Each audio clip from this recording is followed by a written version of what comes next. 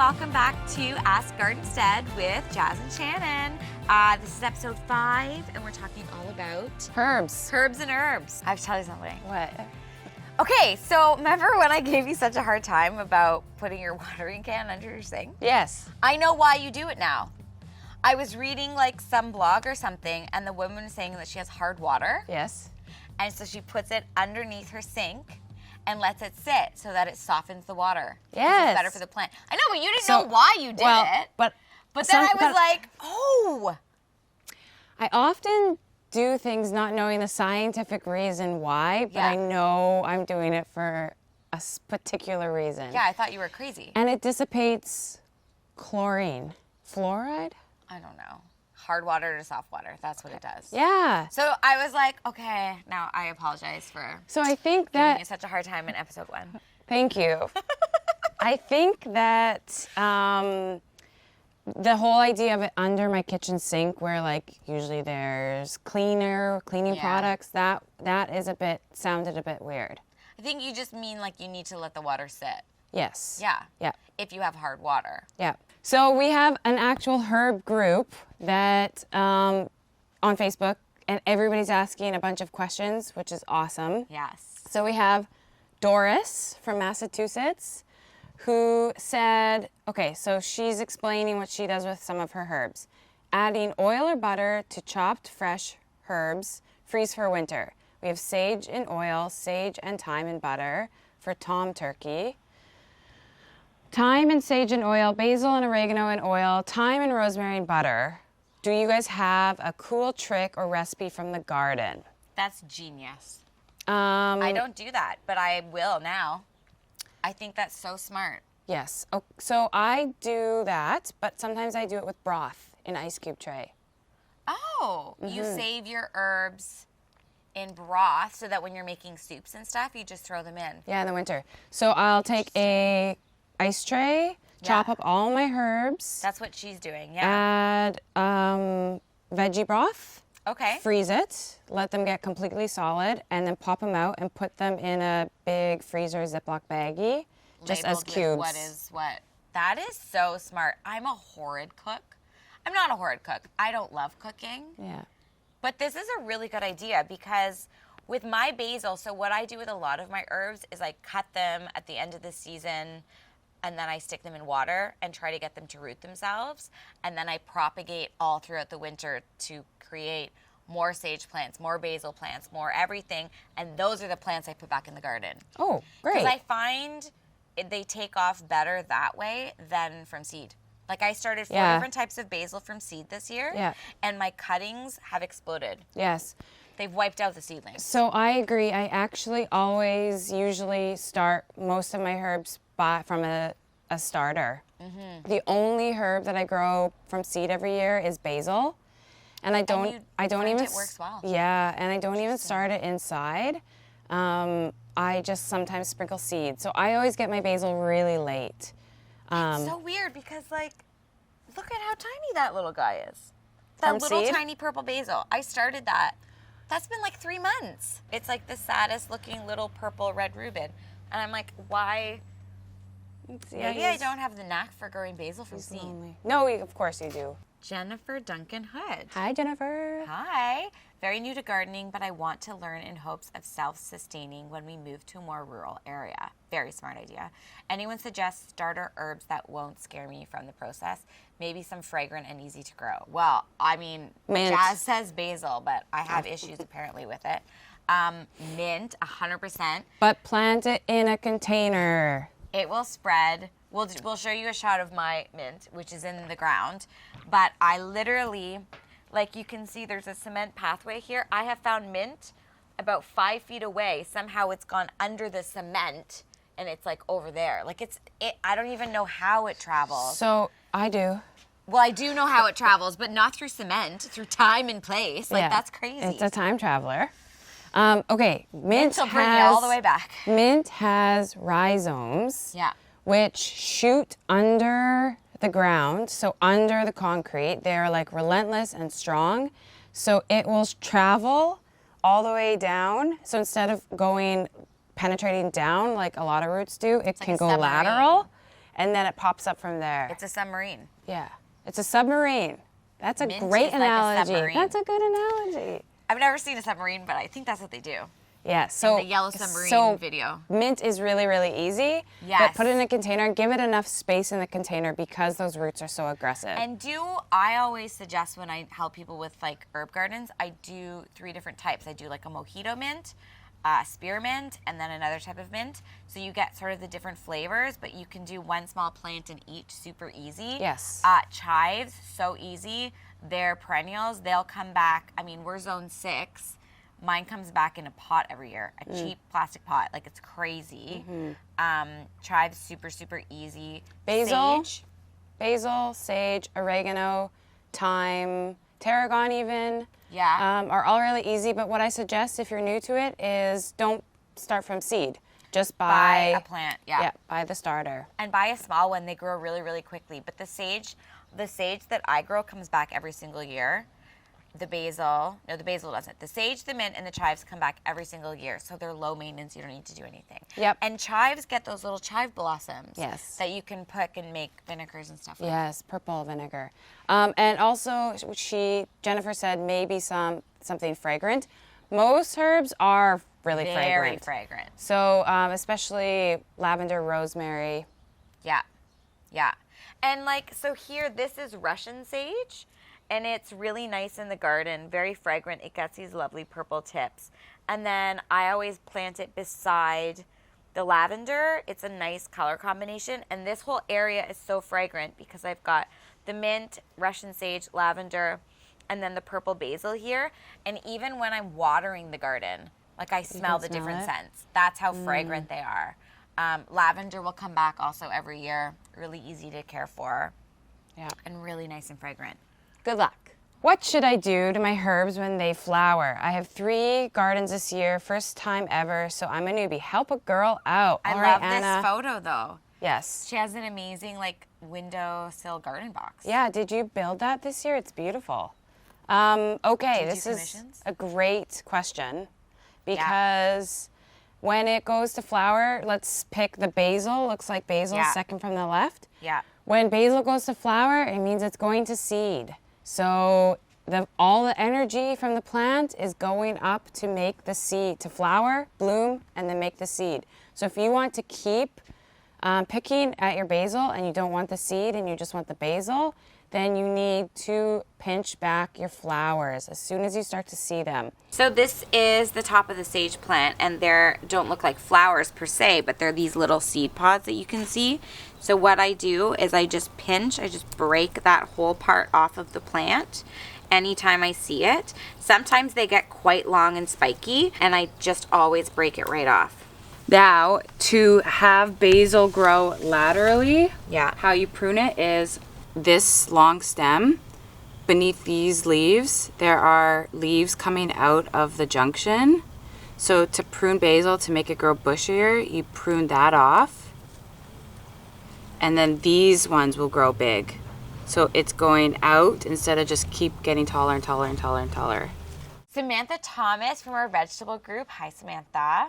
She says, I started an herb wall this year to utilize space. Still have a few more spots to fill. I did this with Dollar Tree Four for $1. $1 containers. Drilled drainage holes into the bottoms and hung them with screws. That's genius. That looks great. That's so smart. And what a great way to utilize space. The best thing that you could have done, and you did it, was drill Drill the drainage holes. holes. Yeah. That looks great. And I like that. I love that it's all white. Me too. But I also like how it's kind of asymmetrical. Like she Yeah. didn't do it in rows, which is really cool. And then every year she can sort of plant the ones that are going to go more linear in the narrower spots and so on and so forth. And things that need more space, she can plant. You know what she needs bushier? in there? From the picture, I think right in the center you have an empty one. I would put a black oxalisk to give it some color, even though it's not an herb. Or actually purple Thai basil. Really yeah. amazing to give it like a different color. And That some looks sage. purple a little Yeah, bit, it doesn't does. Yeah. What is so cool? Tell us what you got in there, Samantha. Yeah, tell us what you got because Looks great. it's really cool. Really smart idea. Really great. Utilizing space. Always grow up. Yeah. Okay, Donna B, next question. Does anyone know what's wrong with my basil? This is the first time I've ever grown herbs and I don't have a clue what's happening to my plant. Is it still viable?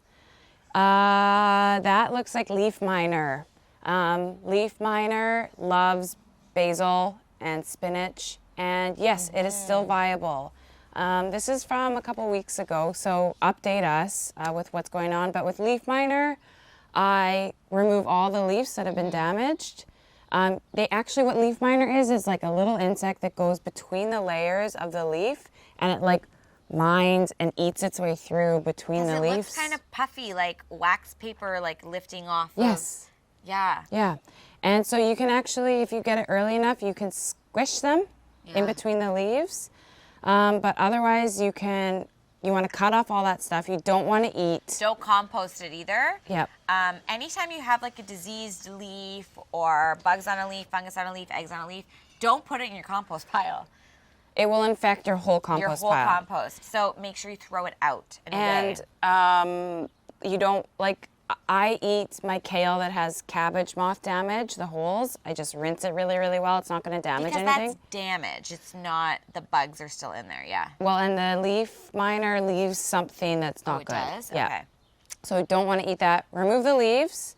You can actually kind of like mulch around it quite a bit. Try to like kind of tousle the plants a little bit and they will drop. So what happened, why leaf miner is they overwinter in the soil. So also you want to rotate where you're doing that. So next year where you have your basil planted, don't plant it there, plant it in a new spot.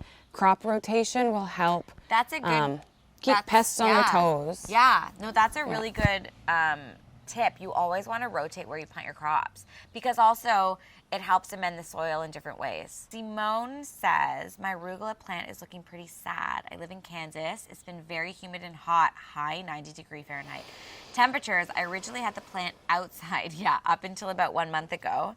I put the plant inside with sunlight coming from 2 sun-facing windows in the room. I'm needing advice on how to get this guy big and strong. What am I doing wrong? Okay, so one, arugula is like some people think it's a vegetable, some people say it's a herb. It's like in the mustard family, I believe. I don't know what I would class. I always classify it as lettuce. Yeah. But that's a good point. I don't know what it is. But is can be classified as a herb. Yeah. So it is, Shannon already said it, it is a cool weather loving crop. Yeah. So it does not do well in the heat. And so if you are having humid and hot 90-degree Fahrenheit, it's just, you can't really do anything for it. It likes cool temps. Plant it again in the fall. I'm wondering if she started it from seed or if she bought a plant. Yeah. Because I would start over in the fall. Yep. And in fall, sprinkle some arugula seeds in the same container. It's a beautiful container. Yeah. And put it back outside. Keep it moist, and it'll grow very quickly. Arugula is very quick. Arugula is really quick, yeah. Careful not to get a too peppery kind. Once I was like, oh, spicy arugula, it was really spicy. Or if you let it grow too long, it's very spicy. Yeah, I had no idea arugula was spicy. Kanisha from Indiana. First time cilantro grower, any tips? And only things I know to use it on is tacos and salsa. What do you suggest? Use them all on tacos and salsa. You know what? My mom went through a cilantro fix when I was in high school and like put it on everything, and now I don't care for it. Do you think it tastes like soap? I do now. I think it's genetic. Some people taste soapy flavor when they eat cilantro. No, I don't taste soapy flavor. My mom made an amazing mango salsa with cilantro, red peppers, mangoes, red onions, to put on with grilled salmon. That's a really good thing to use with it. But also salsa verde. If you can get your hands on some tomatillos. Salsa verde is so yummy. Is delicious, and it calls for a lot of cilantro. Let us know what you made. Oh, there's a corn and black bean salsa. Really, really good. Look up a recipe for a corn and black bean salsa. Really good with cilantro. There are so many different salsas. You could just try a bunch of different salsas. A meal, and then I sometimes just grill shrimp and chop cube shrimp and throw it in there too, and it's a whole meal. I'm really hungry. I know. Okay, Michael Look at how Villarreal. pretty. Dill in the veg garden, and he's in Southern Oregon. It's so pretty. That's exactly what we were talking His about. garden just looks pretty, like because of the space and Yeah. like how beautiful the like the wire and the wood. Like it just looks like a real farm. I need to grow more dill. I didn't don't even grow it dill. this year. Yeah. I didn't grow it. I rotate my herbs. Like I grow basil every year, and then I kind of filter through handfuls of different ones. I should grow more dill because I like it in, you know what, it doesn't smell good with flowers though, I have to say. It's really cool, the seed pods, like it's very ornamental. If you have some other type of like ball flowers like Annabelle hydrangeas, cosmos, cut some of your dill and add that together and bring it inside as an arrangement. That looks great. It's really nice. Okay. Good job, Michael. Okay, Carrie from our houseplant group says, I'm looking for some tips on growing herbs indoors. Okay.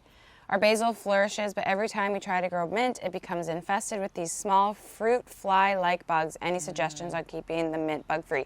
I think I know what it is. It's probably fungus gnats. Fungus gnats on mint indoors. Yeah. Is a common thing. So I would get sticky traps. I would repot. I would probably repot with I new would soil. definitely repot with new soil and don't overwater mint. Yes. It is like so drought tolerant. Mint will survive the apocalypse.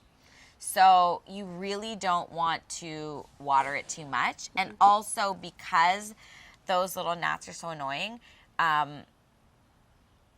yeah, you have to repot.